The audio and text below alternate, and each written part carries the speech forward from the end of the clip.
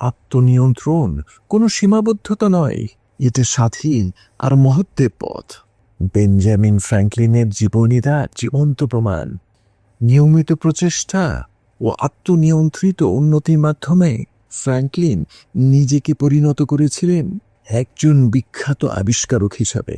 বজ্র নিরোধক বাইফোকাল চশমা, ফ্র্যাঙ্কলিন চূড়া, একজন সফল লেখক ও প্রকাশক হিসাবে। পুর রিচার্ডস অলমানাক, একজন প্রভাবশালী কূটনীতিক ও রাষ্ট্রনায়ক হিসাবে। তিনি যুক্তরাষ্ট্রের গঠনে গুরুত্বপূর্ণ ভূমিকা রেখেছিলেন।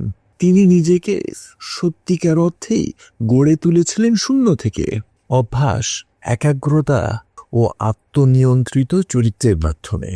তিনি বলেছিলেন, নিরবচ্ছিন্ন উন্নতি ও অগ্রগতি ছাড়া উন্নয়ন, অর্জন এবং সফলতা এ শব্দগুলোর কোনো মানে নেই। ফ্র্যাঙ্কলিন আমাদেরকে মনে করিয়ে দেন, আসল সাফল্য কোনো এককালীন ঘটনা না, এটা একটা প্রক্রিয়া।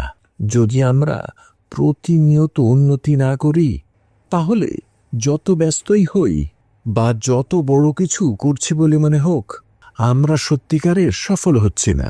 উন্নতি ও অগ্রগতি এই দুটোই হলো জীবনের প্রতিটি অর্থপূর্ণ ফলাফলের মূল engine. Have a lovely day.